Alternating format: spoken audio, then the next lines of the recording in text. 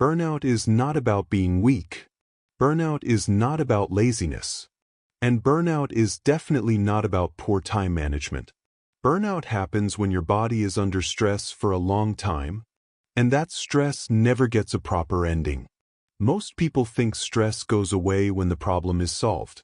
But Emily Nagoski explains something powerful. Stress does not end when the problem ends. Stress ends when your body feels safe again. And this one idea alone changes everything. Think about your daily life. Emails, deadlines, family responsibilities, financial pressure. Even when the workday ends, your mind keeps running. Your body is still tense. Your breathing is shallow. Your muscles are tight. That means your stress cycle is still open. And when stress keeps piling up without release, burnout is created. Burnout is not just feeling tired. It's emotional exhaustion. It's feeling disconnected. It's feeling like no matter how hard you try, it's never enough. And the scary part is, many people think this is normal. Emily Nagoski says burnout happens when we live in a system that keeps demanding more, but never teaches us how to recover. So the real question is not, how do I remove stress from my life? The real question is, how do I complete the stress cycle? Because stress is biological. Your body doesn't understand emails or deadlines. Your body understands threat and safety. Long ago, stress meant danger, like running from a predator. You ran, your heart pumped, your muscles worked. And once you escaped, your body relaxed. Today, stress comes from meetings, bills, expectations. There is no physical release. So the stress stays trapped inside the body. This is why rest alone is not enough. Lying on the bed scrolling your phone is not recovery. Watching shows while your mind is racing is not recovery. To close the stress cycle, your body needs signals of safety. Emily Nagoski shares simple but powerful ways to do this. The first is physical movement. You don't need intense workouts. Even a brisk walk, stretching, or light exercise tells your body, I survived. I'm safe. Movement is one of the fastest ways to release stored stress. The second is breathing. Slow, deep breathing, especially long exhales, activates the calm system of the body. It tells your nervous system that the danger has passed. The third is positive social connection.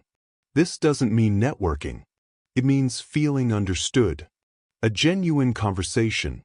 A hug. Laughter with someone who feels safe. Human connection is medicine for burnout. Another powerful idea from the book is this. You are not required to be humanly possible in an inhuman system. Many people blame themselves for feeling exhausted. They say, I should handle this better. But the problem is not you. The problem is constant pressure without permission to rest. Burnout often comes from unrealistic expectations, especially the expectation to always be productive, calm, successful, and available. Emily Nagoski explains that emotions are not problems to be fixed. They are messages to be listened to. If you feel angry, it doesn't mean you're negative. It means a boundary is being crossed. If you feel exhausted, it doesn't mean you're lazy. It means your body needs care. One of the most damaging myths is, I'll rest after everything is done. But everything is never done. There will always be another task, another responsibility, another demand. So if rest is always postponed, burnout becomes permanent. The book teaches that rest is not a reward. Rest is a requirement. Another powerful concept is the human giver syndrome. This is when people, especially caregivers, professionals, and responsible individuals, are taught to give endlessly without expecting support in return. They feel guilty for resting, guilty for saying no, guilty for prioritizing themselves. But giving without replenishing leads to emotional collapse. You cannot pour from an empty cup, not because it's a cliché, but because it's biology. Your nervous system needs recovery just like muscles need recovery after exercise. Burnout also disconnects people from joy. You may notice that even good things don't feel good anymore. That's not because life lost meaning. It's because your nervous system is overloaded. The solution is not pushing harder. The solution is closing stress loops daily. Even small actions matter. A 10-minute walk, a deep conversation, intentional breathing, moments of laughter, gentle movement. These are not luxuries. They are survival tools. Emily Nagoski's message is deeply hopeful. Burnout is not permanent. Your body is not broken. Your nervous system is responding exactly as it should. When you give your body safety, it heals. When you stop fighting your emotions, they pass.